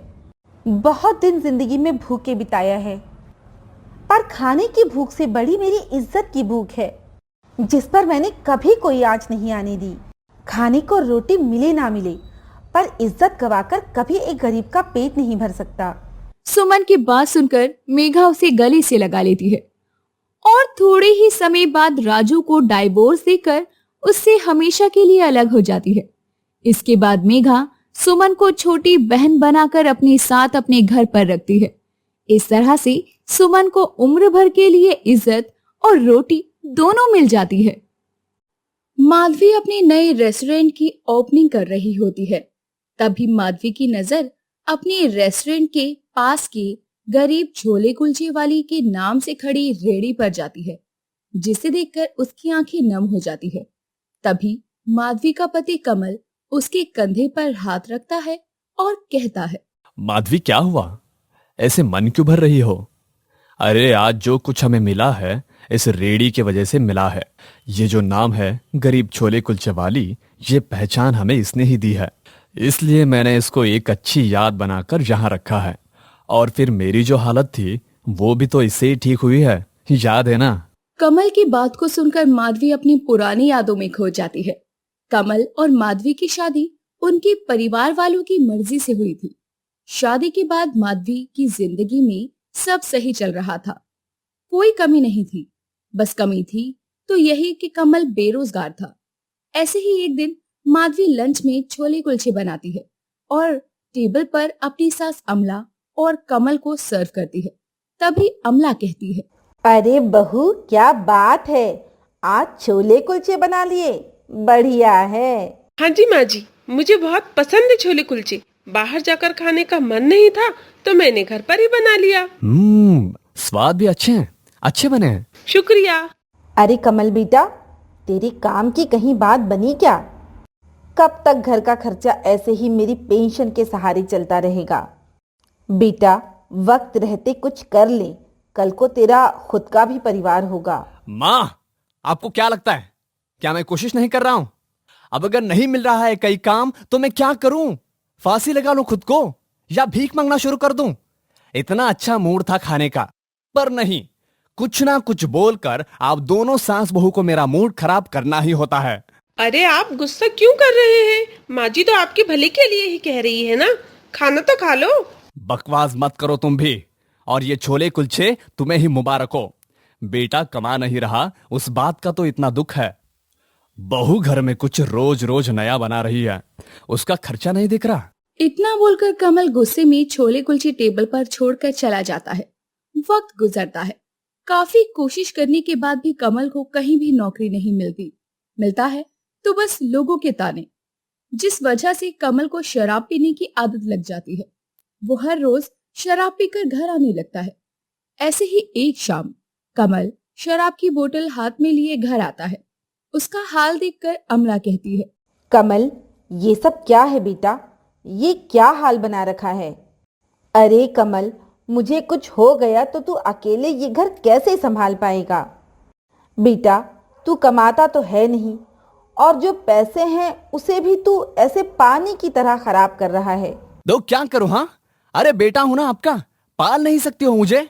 अरे हर माँ अपने बच्चे के लिए करती है, और ये शराब तो अब मैं रोज पीऊंगा, हर दिन पीऊंगा, फिर चाहे चोरी करके ही क्यों ना पीऊं। इतना कहकर कमल वहीं गिर जाता है, जिसके बाद माधवी और अमला मिलकर उसे सोफे पर सुला देते हैं। ऐसे ही वक्त गुजरता है। कमल की चिंता में अमला का देहांत हो जाता है, पर कमल शराब पीना बंद नहीं करता। धीरे धीरे कमल घर का सारा सामान एक दिन बेच ही देता है। वह एक दिन तो घर ही बेच देता है। अब कमल और माधवी एक टूटे फूटे से मकान में रहने लगते हैं। ऐसे ही एक सुबह, सुनिए जी, ये लीजिए छोले कुलचे खा लीजिए। ओए कहाँ से गया आई? तेरे पास पैसा कहाँ से आया? वो लाला सेठ है ना, पास वाले, उनके। क्या कहा सेठ? अच्छा तो तेरा सेठ के साथ चक्कर चल रहा है। अरे ये क्या बोल रहे हैं आप, मेरी बात तो सुनो। अरे सब जानता हूँ मैं, घर में एक वक्त के खाने के लिए पैसे नहीं है, मेरे दारू का पैसा नहीं है, और तू अपने स्वाद को पूरा करने के लिए अपने छोले कुलचे के लिए सेठ से चक्कर चला रही है। अरे ये क्या बोल रहे हैं आप, मेरी बात तो सुनो। कैसा है कैसा नहीं सब पता है मुझे। आज मैं तेरे इस छोले कुलचे के स्वाद का भूत उतारता हूँ, रुक जा। इतना कहकर कमल माधवी को मारना पीटना शुरू कर देता है। तभी वहाँ लाला सेठ आ जाता है और बोलता है, अरे ओ कमल, पागल हो गया है क्या?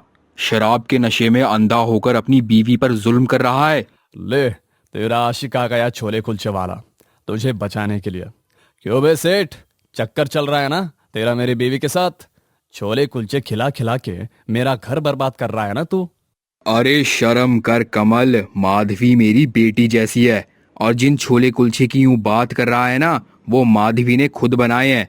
आज मेरे घर मेहमान आए थे, मेरी नौकरानी काम पर नहीं आई, तभी माधवी मेरे पास मदद के लिए आई थी और मैंने उसे मेहमानों के लिए खाना बनाने के लिए कहा तो उसने ये बनाया था, जिसके बाद मैंने उसे कुछ पैसे और बचे हुए छोले कुलचे दे दिए। सच जानने के बाद भी कमल माधवी पर यकीन नहीं करता और उसे घर से निकाल देता है। वक्त गुजरता है, माधवी लाला सेठ के यहाँ नौकरानी का काम करने लगती है। जो पैसे वो कमाती उससे वो खुद के लिए एक छोटी सी रेहड़ी खरीदकर गरीब छोले कुलचे वाले के नाम से छोले कुलचे बेचने शुरू कर देती है। लोगों को माधवी के हाथ के छोले कुलचे का स्वाद बहुत पसंद आता है। वहीं कमल की हालत दिन पर दिन शराब पीने के चलते खराब होने लगती है। ऐसे ही एक दिन माधवी को कमल बीच सड़क पर बेहोश हालत में मिलता है और वो जल्दी से उसे होश में लाते हुए कहती है, सुनिए जी सुनिए, क्या हुआ आपको? सुनिए, मेरी आवाज सुन पा रहे हैं आप? सुनिए, उठिए ना, क्या हो गया है आपको? आप बोल क्यों नहीं पा रहे हैं? उठिए ना, बात कीजिए ना मुझसे। क्या हो गया आपको? मुझे इनको जल्दी से अस्पताल ले जाना होगा, पर मैं अकेले कैसे ले जाऊं? क्या करूं? इतना सोचकर माधवी जल्दी से कमल को वहीं छोड़ अपनी छोले कुलचे की रेहड़ी को खाली कर लेती है और जैसे तैसे कमल को उस पर लाद कर अस्पताल ले जाती है। डॉक्टर इलाज करना शुरू कर देती है और माधवी से कहती है, जी देखिए माधवी जी, आपके पति ने जरूरत से ज्यादा शराब का सेवन किया है, जिस वजह से उनके शरीर को काफी सारा नुकसान हुआ है और इस वक्त उनकी हालत बहुत ज्यादा गंभीर है। हमें उनके इलाज के लिए कम से कम 50,000 रुपए की जरूरत पड़ेगी। आप जल्दी से पैसे जमा करवा दीजिए ताकि हम उनका ऑपरेशन शुरू करवा सकें, वरना आपके पति की जान भी जा सकती है। इतना कहकर डॉक्टर वहाँ से चली जाती है और बेचारी माधवी रोते हुए कहती है, 50,000 में कहाँ से लेकर आऊंगी? मेरे पास तो इतने पैसे है ही नहीं। कैसे बचाऊं मैं अपने पति की जान? भगवान, मैं क्या करूं? कोई रास्ता दिखाओ। रोते हुए माधवी बाहर आती है, जहाँ उसकी नजर रेहड़ी पर जाती है। बेचारी माधवी अपने दिल पर पत्थर रखकर अपने छोले कुलचे की रेहड़ी को गिरवी रखकर कमल के इलाज के लिए 50,000 ले आती है और जल्दी से अस्पताल में जमा करवा देती है। कुछ ही दिनों बाद कमल माधवी की सेवा और डॉक्टर के इलाज से अच्छा भला हो जाता है, जिसके बाद सेठ लाला कमल से मिलने के लिए अस्पताल में आता है और उसे सारी बात बताता है, जिसके बाद कमल को अपनी गलती का एहसास होता है और वो लाला से माफी मांगते हुए बोलता है, सेठ, मुझे माफ कर दो। मैंने उस दिन आप पर शक किया, जबकि मेरी बीवी तो हीरा है हीरा। उसे हमेशा से ही छोले कुलचे खाने और बनाने का इतना शौक था और उस दिन भी मैंने उसकी बात नहीं सुनी। तुमसे उन्हीं छोले कुलचे के चलते घर से उसे निकाल दिया और तुम्हारा भी अपमान किया। लेकिन अब मैं अपनी गलती सुधारना चाहता हूँ, उसकी छोले कुलचे की रेहड़ी वापस दिलाना चाहता हूँ। मेरी मदद करो सेठ जी, ताकि मैं उसका सपना वापस लौटा सकूं। कमल की बात को सुनकर लाला उसे माफ कर देता है। हॉस्पिटल से घर आने के बाद साथ ही लाला की मदद से कमल को एक छोटी सी नौकरी भी मिल जाती है, जिसके साथ साथ कमल मेहनत मजदूरी का काम भी करने लगता है।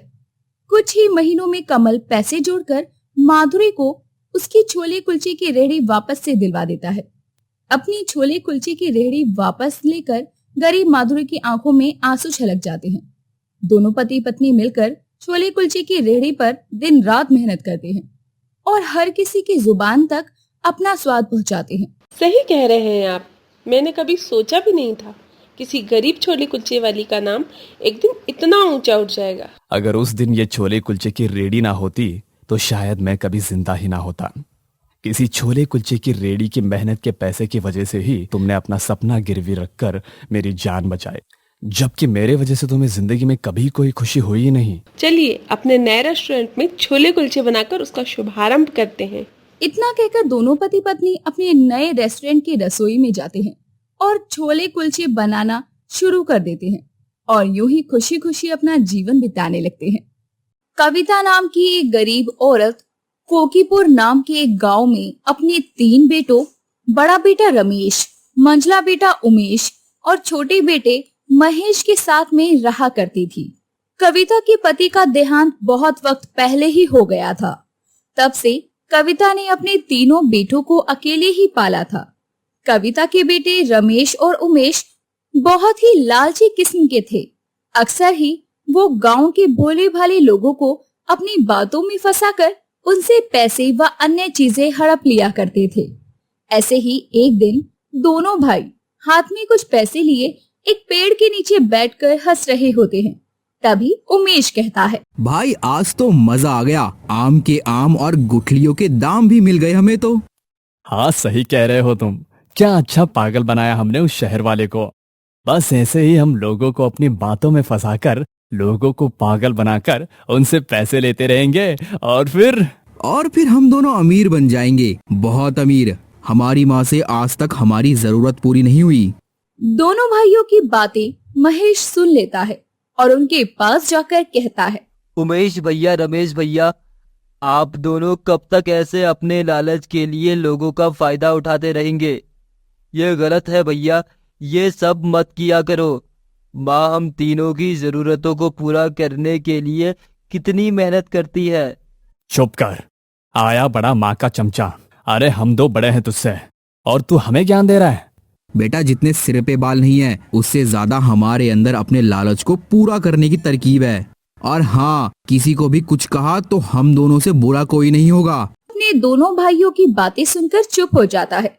कुछ वक्त बाद तीनों भाई अपने घर जाते हैं, जहाँ कविता चूल्हे के धुएं में अपनी आंखों को झोंकते हुए खाना बना रही थी।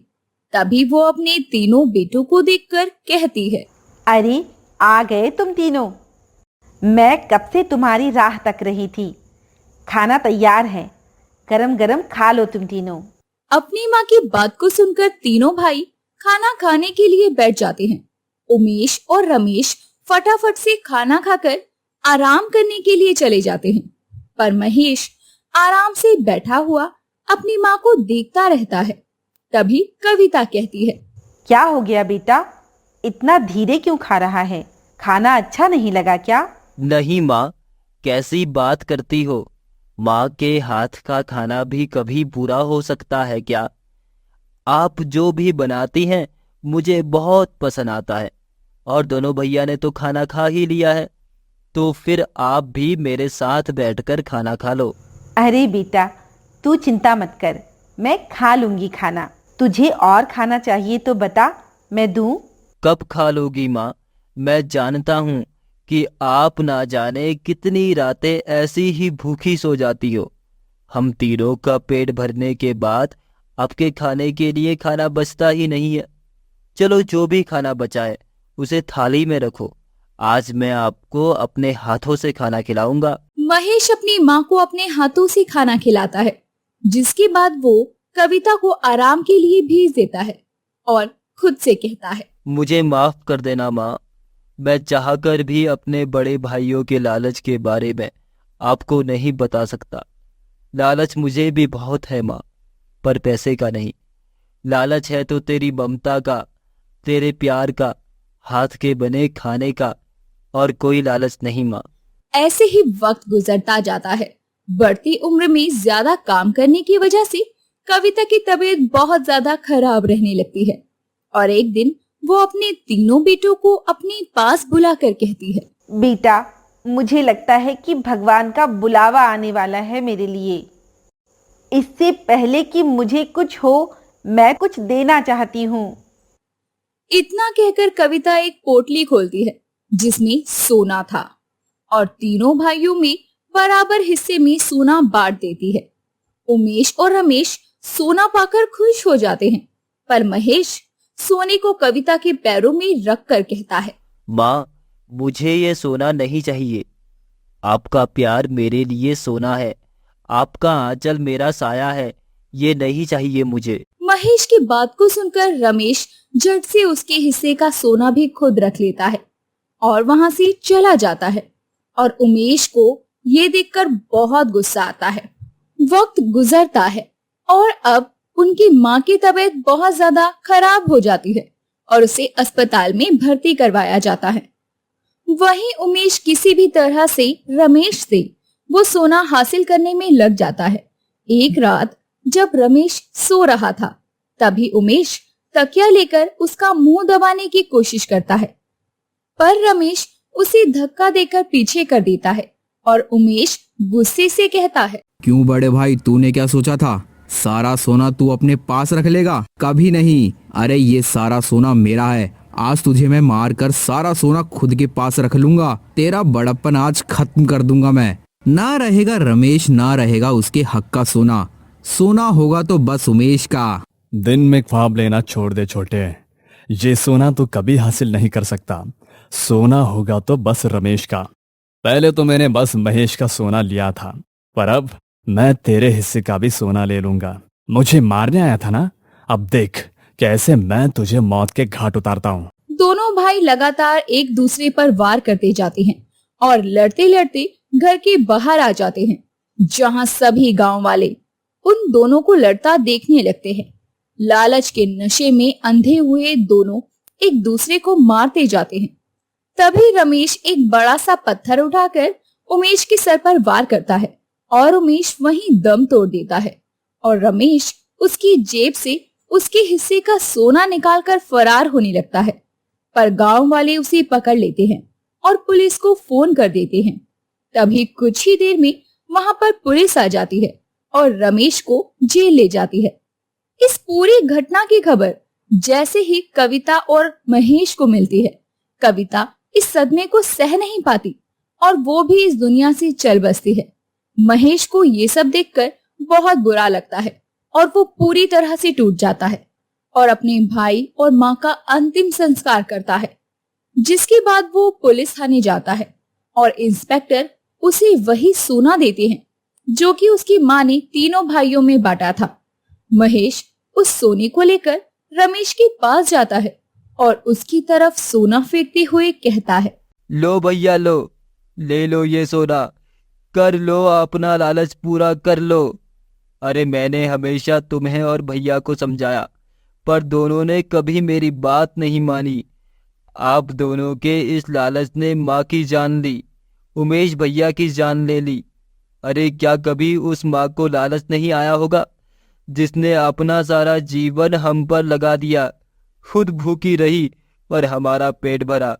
इस जरा से सोने के लिए आप दोनों भाई भाई एक दूजे के जानी दुश्मन हो गए। लो रख लो इसे और बना लो खुद को जितना महान बना सकते हो। अब आपके लिए मैं भी मर गया हूँ भैया, सारी उम्र अब आप अपने सोने के साथ जेल में सड़ते रहो। इतना कहकर महेश रोता हुआ वहाँ से चला जाता है और गांव छोड़कर हमेशा के लिए शहर आ जाता है और अपना काम करने लगता है।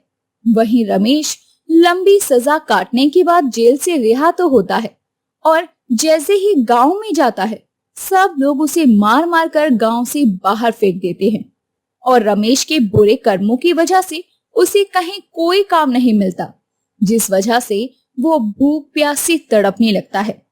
साथ ही उसे अपने किए का पछतावा भी होता है और एक दिन वो खुद को एक पेड़ से लटकाकर फांसी लगा लेता है। तो देखा दोस्तों, कैसे लालच ने एक अच्छे खासे परिवार को मौत की नींद सुला दिया। इसीलिए कहते हैं, जो मिलता है उसमें सब्र करना चाहिए। ऐसी ही और अच्छी अच्छी कहानियों को सुनने और देखने के लिए सब्सक्राइब करें हमारे चैनल गॉसिप कहानी को। गर्मी का मौसम सावन की तरफ मुड़ गया था। लगातार तेज बारिश के साथ हवा चल रही थी। सभी लोग अपने अपने तरीकों से बारिश का खूब मजा उठा रहे थे। अमित भी अपने पक्के घर में खिड़की के पास अपने कमरे में बैठा अपनी पत्नी मोनिका से कहता है, मोनिका देखो क्या जोरों की बारिश है, अपने हाथों के गरम गरम प्याज के पकौड़े खिला दो, मौसम में चार चार लग जाएंगे। बस यही है आपका भी, बारिश हुई नहीं कि पकोड़े ले आओ। अरे ये बारिश का मौसम है, अब तो हर दिन ही बारिश होगी, तो क्या रोज रोज पकोड़े खाओगी? मेरी प्रिय धर्मपत्नी, अगर रोज बनाकर दोगी तो रोज खा लेंगे, कोई मनाही नहीं है। अच्छा जी, पागल कहेंगे। हाय, पागल तो आपके प्यार में है मेरी जान। अमित की बात सुनकर मोनिका हंसने लगती है और रसोई में जाकर जल्दी से गर्मा गर्म प्याज के पकौड़े, चटनी और चाय बनाकर ले आती है। दोनों पति पत्नी चाय पकौड़े का मजा लेने लगते हैं। तभी घर की डोरबेल बजती है। मोनिका जैसे ही दरवाजा खोलती है तो सामने फटे हाल बारिश में भीगी ठंड से कपकपाती हुई मोनिका की नौकरानी मेघा खड़ी थी, जिसे देख मोनिका कहती है, अरे मेघा, तुम इतनी बारिश में आज छुट्टी कर लेती। नहीं नहीं मालकिन, छुट्टी नहीं कर सकती। इस काम से ही तो मेरा घर चल रहा है, मेरे बच्चों का पेट भर रहा है। अरे पर चलो, तुम अंदर जाओ, पहले थोड़ा सुखा लो खुद को, फिर काम पर लगना। जी मालकिन। मोनिका के कहने पर मेघा खुद को सुखाकर काम में लग जाती है। तभी रसोई की साफ सफाई करते हुए मेघा को कुछ खाली डब्बे मिलते हैं और वह मोनिका से कहती है, मालकिन, अगर आपको परेशानी ना हो तो क्या मैं ये खाली डब्बे अपने साथ ले जाऊं? मुझे इनकी बहुत जरूरत है। हाँ मेघा, ले जाओ, कोई दिक्कत नहीं है। और कुछ जरूरत का सामान चाहिए हो तो ले जा। और सुन, वहाँ थोड़े चावल रखे हैं डब्बे में, वो भी ले जा, बनाकर खा लेना। अच्छा। मोनिका की बात सुनकर मेघा खुश हो जाती है। बाहर बारिश लगातार बरसती जाती है। शाम का काम खत्म कर मेघा जल्दी से खाली डब्बे और चावल का डब्बा लेकर अपने टूटे फूटे मकान में आती है, जहां नाली का गंदा पानी लगातार बारिश होने की वजह से घर में आ रहा था। बारिश होने की वजह से पूरा घर टपक रहा था। मेघा की बेटी सोना और मोना दोनों ही घर से गंदा पानी बाहर निकाल रही थी। घर में पानी आने की वजह से चूल्हा चौका और थोड़ा बहुत जो राशन का सामान था सब बर्बाद हो गया था। तभी मेघा कहती है, अरे बेटा बस भी करो, तुम दोनों सुबह से इस काम में लगी हो, अब मैं आ गई हूँ ना तो मैं कर लूंगी। देखो मैं मालकिन के यहाँ से ये डब्बे लेकर आई हूँ, इन्हें वहाँ वहाँ रख दो जहाँ से टपक रहा है, कुछ तो राहत मिल ही जाएगी। जी माँ, जैसा आप कहो। अपनी माँ की बात सुनकर सोना मोना वैसा ही करती है। वहीं बारिश भी हल्की पड़ जाती है और घर में पानी आना बंद हो जाता है। तभी सोना कहती है, माँ यहाँ पानी तो बंद हो गया, पर हम बैठे कहाँ माँ, सोए कहाँ? हमारे तो कपड़े खाना सब गीला हो गया। जो एक दो सूखी रोटी पड़ी थी वो भी अब बारिश में बह गई। हम अब क्या करेंगे माँ? ये देखो माँ कैसे नीले पड़ गए हैं हाथ, इस पानी और बारिश से जदोजहद करते करते। मैं सब जानती हूँ मेरी बच्चियों कि तुम दोनों पर क्या बीत रही है। बेटा ये बारिश हम जैसे गरीबों के लिए नहीं बनी है, इसका मजा तो बस अमीर लोग ही ले सकते हैं। हम गरीबों को तो बस ये बेसहारा करके उजाड़ सकती है।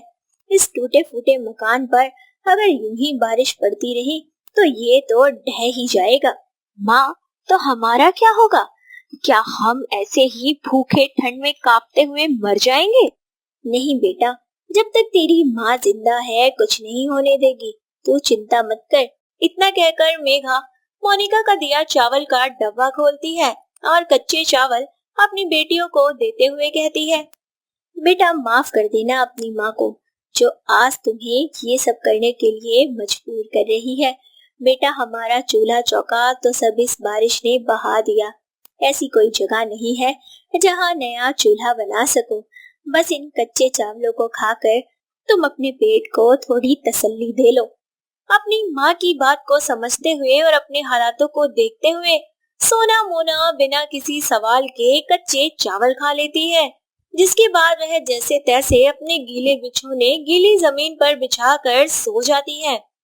वक्त गुजरता जाता है पर बारिश कम होने का नाम नहीं लेती। लगातार दिन रात कभी तेज तो कभी धीमी बरसातें होती जाती है। मेघा के घर के हालात बद से बदतर होते जाते हैं। गीले कपड़ों में लगातार रहने की वजह से उसकी दोनों बेटियां बुखार की गिरफ्त में आ जाती हैं। दूसरी तरफ मोनिका और अमित बारिश का खूब मजा लेते हैं। कभी वह रील्स बनाते, कभी फोटो लेते, तो कभी कुछ न कुछ करते ही रहते।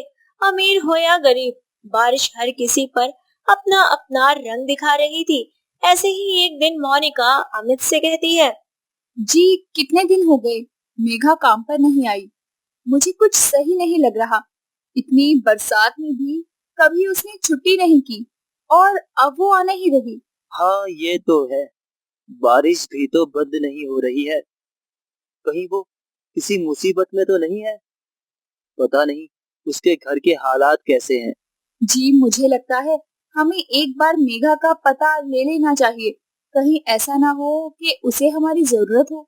इतनी बातचीत करके दोनों पति पत्नी फटाफट से बरसाती पहनकर जहाँ पर मेघा रहती थी, वह देखते हैं कि मेघा जिस कॉलोनी में रहती है वहाँ के सभी घरों में लगातार बारिश का गंदा पानी जा रहा है। लोग धमाधम अपने घरों से पानी निकाल रहे हैं। कई मकान तो बारिश की मार की वजह से मलबे का ढेर हो गए हैं। कुछ लोगों से पूछने के बाद अमित और मोनिका को मेघा का पता मिल जाता है और वह उसके घर पहुंचते हैं, पर वह देखते हैं कि बारिश की वजह से मेघा का मकान भी ढह चुका है। बुखार में तड़पती हुई उसकी दोनों बेटियां अपने फटे कपड़ों से अपने बदन को ढक रही हैं और अपने टूटे मकान को देखकर मेघा रोते हुए कहती है, हे भगवान, आखिर क्यों क्यों तो हम गरीबों पर बरसात की इतनी मार कर रहा है। एक तरफ अमीर लोग हैं जो अपने पक्के मकानों में बैठे बारिशों का मजा ले रहे हैं, लेकिन दूसरी तरफ हम गरीब लोग हैं जिनका आशियाना तूने छीन लिया अपनी इस बरसात से। अरे बरसात से मारने से तो अच्छा है कि तू यूं ही हमारी जान ले ले। न बदन ढकने के लिए सूखा कपड़ा है, न सर ढकने के लिए मकान ही छोड़ा है। इस बारिश ने सब छीन लिया हमसे, बर्बाद कर दिया हम गरीबों को इस बारिश ने। मेघा की बात सुनकर मोनिका उसके पास जाती है और सहानुभूति दिखाते हुए बोलती है, मेघा दिल छोटा मत करो, मैं हूं ना। देखो मुझे और अमित को तुम्हारी बहुत चिंता हो रही थी, इसीलिए हम तुम्हें पूछते पूछते यहाँ तक चले आए और यहाँ आकर देखा तो ये सब हो गया। तुम्हारे घर में इतनी दिक्कत थी, तुमने हमें एक बार भी बताना जरूरी नहीं समझा। मैं क्या कहती मालकिन, इस बरसात से हर साल यही हाल होता है हमारा। अरे इतनी मेहनत से मैं अपना टूटा फूटा घर घरौंदा फिर से सही करती हूँ, लेकिन ये बारिश कुछ ही मिनटों में सब तबाह कर देती है। यही तो फर्क होता है अमीरों और गरीबों पर बरसात का। हमारा सब बर्बाद हो जाता है और वहीं बड़े लोग बस मजा लेते रह जाते हैं। अरे हर बार मदद के लिए आखिर कौन आता है। मेघा देखो, जो हुआ वो हो गया, लेकिन अब तुम यहाँ नहीं रहोगी। जब तक बरसातें बंद नहीं हो जाती तब तक तुम और तुम्हारी दोनों बेटियां मेरे साथ रहोगी। और हाँ, बरसातों के बंद होने के बाद मैं और अमित तुम्हारे लिए एक पक्के मकान का बंदोबस्त कर देंगे, ठीक है? इतना कहकर मोनिका मेघा और उसकी दोनों बेटियों को अपने साथ घर ले जाती है, जहाँ वह सबसे पहले मोनिका और उसकी बेटियों को खाना खिलाती है, साथ ही उन्हें अच्छे कपड़े देती है, जिसके बाद वह सोना और मोना का इलाज करवाती है। कुछ वक्त गुजरने के बाद बरसातों का मौसम ढल जाता है, जिसके बाद मोनिका और अमित मेघा के टूटे फूटे घर की कंस्ट्रक्शन का काम शुरू करवाते हैं और वहाँ 5 माले की बिल्डिंग का निर्माण करवाते हैं, जहाँ मेघा के साथ साथ कई और मेघा जैसे परिवारों को बारिश से बचने के लिए अपना आशियाना मिल जाता है। और मेघा मोनिका का धन्यवाद करते हुए कहती है, मालकिन आप बहुत अच्छी हैं, आपका बहुत बहुत शुक्रिया जो आपने मेरे साथ साथ मेरे जैसे कई परिवारों का रहने के लिए घर बना दिया। अब कोई भी बरसात की मार, भूख या बीमारी से नहीं मरेगा। आपका बहुत बहुत शुक्रिया मालकिन। भगवान आप पर भी हमेशा बारिश करे, लेकिन बस खुशियों की। मेघा की बात सुनकर मोनिका उसे गले लगा लेती है और अब किसी भी बारिश में मेघा और उसकी बेटियों को किसी भी तकलीफ का सामना नहीं करना पड़ता। तो दोस्तों, हम भी आपसे बस यही कहना चाहते हैं कि यदि आप बरसात में या किसी अन्य मुश्किल में पड़े किसी की मदद कर देंगे तो इससे आपका कुछ नहीं जाएगा, बल्कि किसी का जीवन संवर जाएगा। और मदद करने से कभी अपने कदम पीछे ना रखें। और साथ ही हमें कमेंट करके बताएं कि आप अपनी गॉसिप के लिए आगे कौन सी कहानियां देखना पसंद करेंगे। वसुंधरा की शादी मानिक नाम के लड़के से हुई थी। शादी के बाद वसुंधरा 3 बार गर्भवती हुई थी, लेकिन हर बार ही उसका बच्चा गर्भ में ही दम तोड़ देता था। जिस बात से वसुंधरा की सास कोकिला और घर के सभी लोग उसे बेहद ताने दिया करते थे। ऐसे ही एक दिन वसुंधरा की सास उसे कहती है, बहू क्या कर रही है? इधर आ, मेरे पैर दबा, मेरे पैर दर्द कर रहे हैं। जी माँ जी, बस अभी आई। वसुंधरा काफी देर तक कोकिला के पैर दबाती रहती है। सास ससुर की सेवा करते हुए तो तुझे मौत आ जाती है। इतने साल हो गए अभी तक माँ नहीं बन पाई। ना जाने कैसी पापन है तू कि तेरे बच्चे तेरे गर्भ में ही मर जाते हैं। अरे तेरे साथ बिहाई हुई सारी लड़कियां दो दो बच्चों की माँ हो गई हैं। माँ जी, अगर मैं माँ नहीं बन पाई तो इसमें मेरी क्या गलती है? मैं तो अपनी तरफ से पूरी कोशिश कर रही हूँ। अब भगवान को मंजूर नहीं है तो इसमें मैं क्या कर सकती हूँ? ज्यादा बकैती ना कर बहू, आ गई बात समझ में। मेरी बात कान खोल के सुन ले। अगर इस साल तूने मुझे दादी होने का सुख ना दिया तो मैं अपने बेटे की दूसरी शादी करवा दूंगी। तू जहाँ मर्जी मर फिर। वसुंधरा रोते हुए अपने कमरे में चली जाती है। वक्त गुजरता है। हर कोई वसुंधरा को माँ ना बन पाने की वजह से खरी खोटी सुनाकर चला जाया करता। ऐसे ही एक दिन वसुंधरा की तबीयत खराब हो जाती है। डॉक्टर द्वारा इलाज किए जाने पर पता चलता है कि वसुंधरा चौथी बार माँ बनने वाली है। इस बात को सुनकर घर में चारों तरफ खुशी का माहौल बन जाता है। तभी वसुंधरा का पति मानिक उसे बोलता है, देखना वसुंधरा, इस बार मैं तुम्हारा इतना ख्याल रखूंगा ना कि तुम्हें पैर जमीन पर रखने नहीं दूंगा। सच में इस बार हमारा बच्चा इस दुनिया में जरूर आएगा। जी हाँ, मैं भी यही चाहती हूँ कि मैं माँ बनूं, माँ जी को दादी और आपको पिता बनने का सुख दे सकूं। दोनों पति पत्नी बातें कर रहे होते हैं, तभी कोकिला वहाँ आ जाती है और बोलती है, देख बहू, ये तेरा आखिरी मौका है अपने आप को साबित करने का।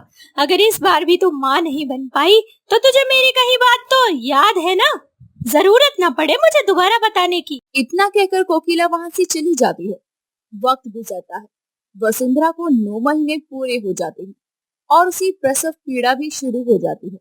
मौसम खराब होने की वजह से वसुंधरा को अस्पताल नहीं ले जाया जाता और घर में ही उसकी डिलीवरी का फैसला लिया जाता है। कुछ देर में एक दाई माँ घर पर आती है और वसुंधरा की डिलीवरी करती है। वसुंधरा एक किन्नर बेटी को जन्म देती है।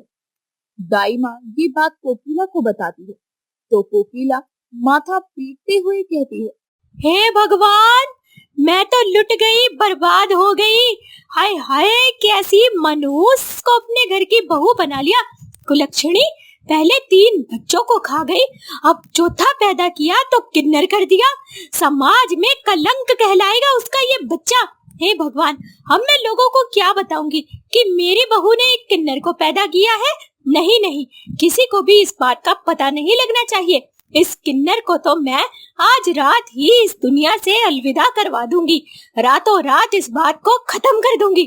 इतना कहकर कोकिला जल्दी से वसुंधरा के पास जाती है, जहाँ वसुंधरा अपनी नव जन्मी किन्नर बच्ची को अपने गले से लगाए बैठी थी। तभी कोकिला उससे कहती है, अरे कुलक्षणी, शर्म नहीं आती किन्नर बेटी को पैदा करते हुए? अरे किस बात का बदला ले रही है हमारे खानदान से? इधर दे इस पाप को, इसका गला घोट के मार दूं मैं। नहीं माँ जी, मेरे बच्चे को हाथ भी मत लगाना। अरे कैसी माँ है आप? आपकी ममता को शर्म नहीं है एक बार भी ये सब बोलते हुए? किन्नर है तो क्या हुआ, बच्ची है मेरी। मैंने इसे 9 महीने अपनी कोख में पाला है। अरे डायन, अगर कोख में सांप पल रहा हो ना तो वो जहर ही उगलता है, रस नहीं उगलता। इस पाप को मैं अपने घर में कभी नहीं पनपने दूंगी। अगर इस किन्नर को तुझे पालना है तो जा दफा हो जा मेरे घर से। आज से तू मेरे लिए और मेरे बेटे के लिए मर चुकी है। कोकिला बेरहमी से वसुंधरा को घर से निकाल देती है। वसुंधरा जहाँ भी जाती हर कोई उसे किन्नर बेटी की वजह से जलील करता। कई रातें सड़कों और फुटपाथ पर बिताने के बाद आखिरकार वसुंधरा को रहने के लिए एक छोटा सा कमरा मिल जाता है, जहां वसुंधरा अपनी बेटी को बड़ा करती है और आसपास के लोगों के घरों में काम करके अपनी बेटी का लालन पालन करती है। अपनी किन्नर बेटी का नाम वो मिष्टी रखती है और उसे पढ़ाना लिखाना भी शुरू करती है। आसपास के लोग मिष्टी को अजीब अजीब तरीकों से चिढ़ाया करते। कोई उसके आगे ताली बजाता तो कोई उसे पैसे देकर सीटी बजाता। ऐसे ही एक दिन मिष्टी इन सब से परेशान होकर घर आती है। तभी वसुंधरा उससे कहती है, मिष्टी तुम ऐसे उदास क्यों हो बेटा? माँ, मैं किन्नर हूँ, तो क्या लोग मेरी इस तरह से बेकदरी करेंगे? मेरी कोई इज्जत नहीं है। मुझे कोई देखकर ताली बजाता है, कोई सीटी मारकर पैसे दिखाता है। माँ, मुझसे बर्दाश्त नहीं होता। आप मेरी माँ है माँ, मुझे पाल पोस कर बड़ा किया है आपने। आपने तो मुझसे कभी कोई भेदभाव नहीं किया। हर कोई आप जैसा क्यों नहीं होता माँ? बेटा, अगर दुनिया में हर कोई माँ बन पाता तो किसी और रिश्ते का मोल ही क्या होता? और बेटा, मैं माँ हूँ, तू मेरा हिस्सा है। तू क्या बनकर इस दुनिया में आई है, इस बात से मुझे कोई फर्क नहीं पड़ता। और हाँ, ये सच है कि तू मेरी बेटी है और तुझे अपनी पहचान बनानी है। इन लोगों को बोल कर नहीं, अपनी हस्ती ऊंची उठाकर जवाब देना है। इतना कहकर वसुंधरा अपनी बेटी को गले से लगा लेती है। वसुंधरा दिन रात मेहनत करके मिष्टी को अच्छे से पढ़ाई करवाती है और उसका मेडिकल कॉलेज में एडमिशन करवाती है। मिष्टी अपनी डॉक्टर की पढ़ाई शुरू कर देती है। और ऐसे ही एक रोज वसुंधरा के घर के बाहर किन्नरों की टोली आती है। हाय हाय, अरे हम तो जानते हैं लेकिन तो नहीं जानते। अरे कोई तेरे बेटे से शादी नहीं करेगा। भले ही तूने उसे जन्म दिया है पर कोई उसका हाथ नहीं थामेगा। हाय हाय, अरे शामिल कर दे उसे हमारी टोली में। यही है उसकी पहचान, ताली बजाना, बधाइयां लेना, नाचना गाना। हाय हाय। लक्ष्मी इतना बोल ही रही थी कि तभी वहाँ हाथों में अपनी डिग्री लिए मिष्टी आती है और बोलती है, आप लोग मुझे अपने साथ नहीं ले जा सकते, समझे आप? मुझे मेरी माँ के साथ रहने का कानूनी हक है और ये हक मुझसे कोई नहीं ले सकता। अरे माँ की ममता क्या होती है ये आप लोग अच्छे से जानते हैं। आप लोग ही बधाई देते हैं ना कि तेरा घर भरा रहे, तेरी कोख भरी रहे। फिर मेरी माँ से उसकी ममता क्यों छीन रहे हैं आप लोग? मेरी माँ की ममता का सबूत ये डिग्री है और मेरी पहचान मेरे किन्नर होने से नहीं बल्कि डॉक्टर मिष्टी से है। जी देखिए, मैं आप लोगों को कोई तकलीफ नहीं पहुंचाना चाहती, पर हम लोग ही अपनी सोच नहीं बदलेंगे तो हमारा समाज आगे कैसे बढ़ेगा? मैं आप लोगों की भावनाओं को समझती हूँ, लेकिन आप मेरी ममता को समझो। मैंने अपनी 3 औलादों को खोने के बाद मिष्टी को पाया है। वो जिस भी रूप में मुझे मिली है मुझे मंजूर है। आज समाज में हर कोई तरक्की कर रहा है तो फिर किन्नर क्यों नहीं? हमेशा नाचना गाना है और बधाई देना है, किन्नर का पेशा क्यों बना रहे? और अगर एक किन्नर मिसाल बनकर सामने आएगा तो आने वाले लाखों किन्नरों की जिंदगी सुधर जाएगी। हाय हाय वसुंधरा, तेरी बातों ने तो दिल मोह लिया लक्ष्मी का। अरे मिष्टी बेटा हमेशा खुश रहे। अरे नाचो गाओ, खुशी मनाओ, हमारी मिष्टी डॉक्टर बनी है, डॉक्टर। हाय हाय। इतना कहकर लक्ष्मी और उसकी टोली वसुंधरा के घर के बाहर गाना बजाना शुरू करती है। अब मिष्टी की डॉक्टर मिष्टी के नाम से पहचान बन गई थी। समाज में अब वो किन्नर नहीं बल्कि एक डॉक्टर की हैसियत से पहचानी जाने लगी थी। तो देखा दोस्तों, कितनी ताकत होती है एक माँ की ममता में। अगर माँ चाहे ना तो अपने बच्चे को संवार भी सकती है और उसे बिगाड़ भी सकती है।